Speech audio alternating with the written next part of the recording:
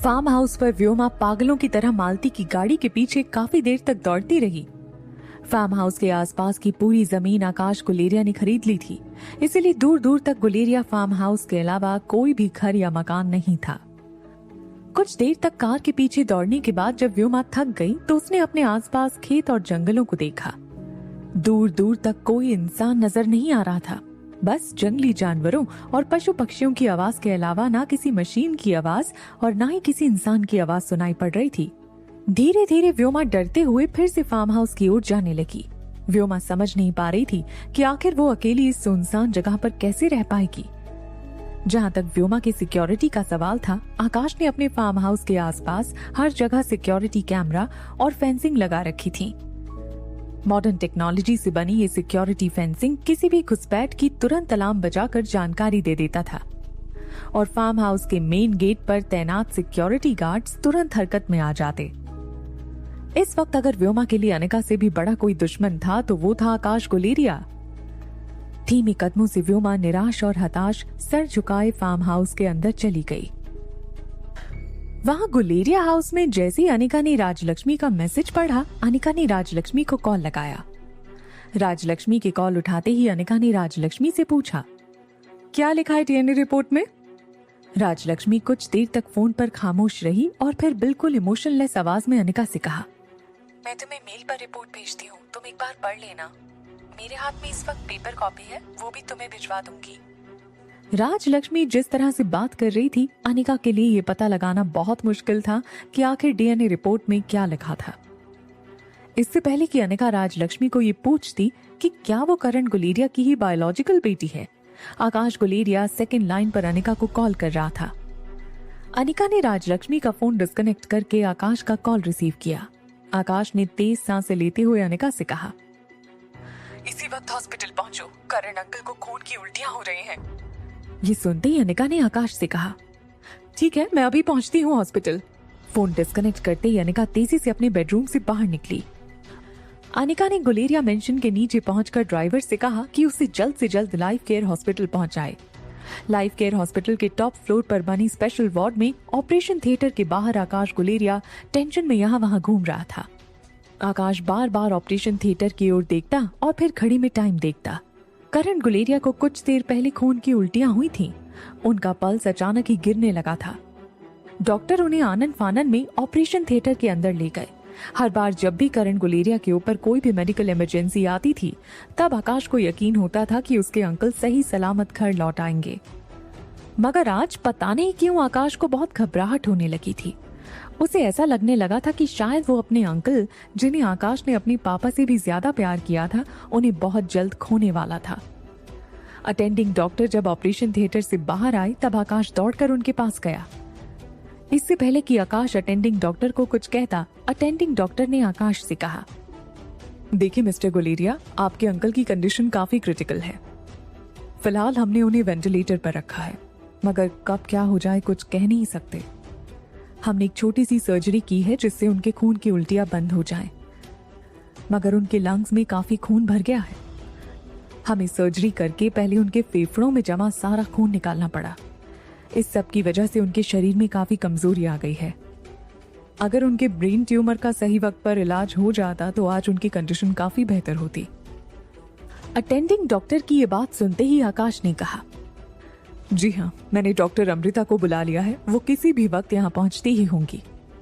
Doctor Amrita का नाम सुनते ही अटेंडिंग डॉक्टर ने अपनी कदम पीछे ले लिए।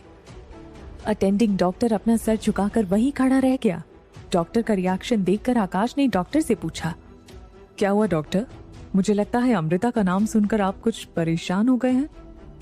अटेंडिंग डॉक्टर ने आकाश के कंधे पर हाथ रखकर कहा, देखिए मिस्टर गुलेरिया, मैं आपको कोई झूठी उम्मीद नहीं देना चाहता, मगर अब ये केस डॉक्टर अमृता की पहुंच से भी बाहर है। हाँ, कुछ वक्त पहले तक डॉक्टर अमृता की सर्जरी से पेशेंट के ब्रेन ट्यूमर का इलाज किया जा सकता था, मगर अब मिस्टर करण गुलेरिया का शरीर काफी कमजोर पड़ चुका है। उनका शरीर अब किसी भी तरह की सर्जरी को झेल सके इतनी ताकत नहीं बची है उनके शरीर में। मिस्टर आकाश, मेरी सलाह आपसे यही होगी कि आप जल्द से जल्द सारे करीबियों को बुला लीजिए। मिस्टर करण गुलेरिया के पास वक्त बहुत कम है। डॉक्टर के मुंह से ये बात निकलते ही आकाश ने डॉक्टर को कॉलर से पकड़ लिया। डॉक्टर आकाश की मानसिक हालत अच्छी तरह समझ सकता था, इसलिए धीरे से आकाश का हाथ अपनी कॉलर से हटाते हुए डॉक्टर ने आकाश से कहा, मिस्टर आकाश, अपने आप को संभालिए। हमने और आपने हमारी बस में जो कुछ भी था मिस्टर करण गुलेरिया को बचाने के लिए वो सब कुछ किया, मगर अफसोस हम उन्हें बचा नहीं पाए। ये कहते हुए अटेंडिंग डॉक्टर वहां से चला गया। आकाश किसी भी तरह अपने चाचा करण गुलेरिया को बचाना चाहता था, मगर वो कोई जादूगर नहीं था जो छड़ी घुमाई और अपनी चाचा की हालत को सुधार लेता। तभी अचानक स्पेशल वार्ड के कॉरिडोर में कुछ लोगों के फुटस्टेप्स की आवाजें आने लगी।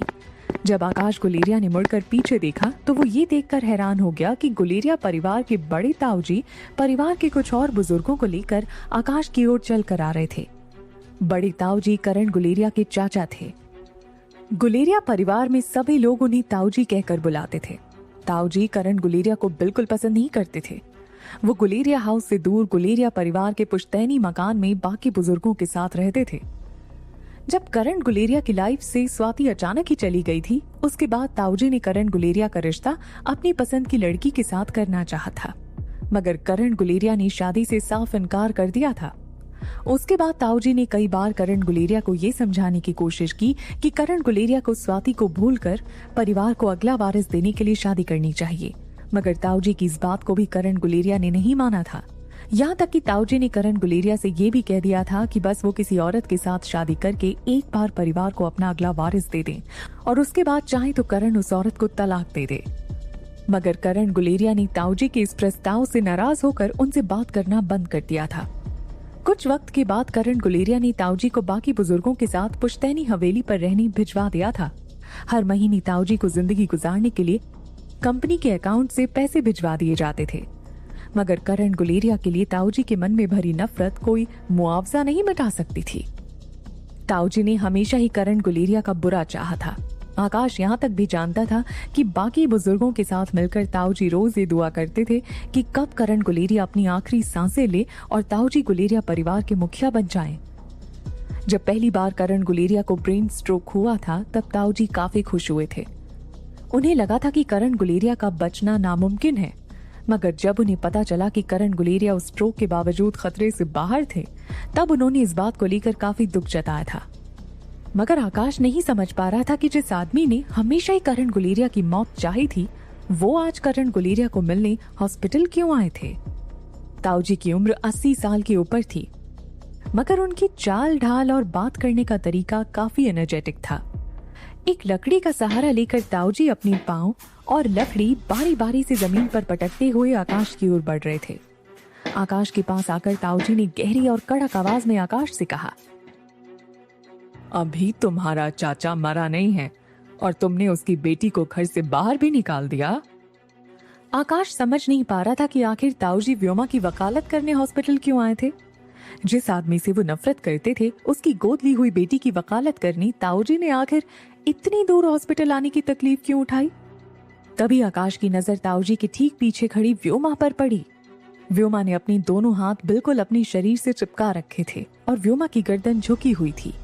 ताऊजी के पीछे से आकाश की ओर आगे बढ़ते हुए व्योमा ने कहा, मुझे माफ कर दो आकाश, मैं अपनी गलतियों के लिए शर्मिंदा हूँ, मगर मुझे घर से मत निकालो, मुझे फिर से गुलेरिया हाउस में रहने की इजाजत दे दो। अब तक आकाश इतना तो समझ चुका था कि जरूर ये व्योमा की कोई बहुत बड़ी चाल थी। ताऊजी जो करण गुलेरिया को अपना दुश्मन समझते थे, वो भला करण गुलेरिया की गोद ली हुई बेटी की मदद करने क्यों आए थे हॉस्पिटल में। आकाश व्योमा को भी अच्छी तरह पहचान चुका था। जरूर व्योमा ने ताऊजी को कोई लालच दिया होगा, जिसकी वजह से ताऊजी घर के बाकी बुजुर्गों के साथ व्योमा की मदद करने हॉस्पिटल तक पहुंच गए थे। आकाश ने बड़ी ही शांति से व्योमा से पूछा, गलती? कौन सी गलती की बात कर रही हो तुम व्योमा? व्योमा ने अपनी नजरें ऊंची करते हुए आकाश से कहा, घर में जो कुछ भी हुआ उस गलती की बात कर रही हूं मैं, मगर मेरा यकीन मानो आकाश, मैंने ये सब कुछ सिर्फ और सिर्फ उस अनिका को नीचा दिखाने के लिए किया था।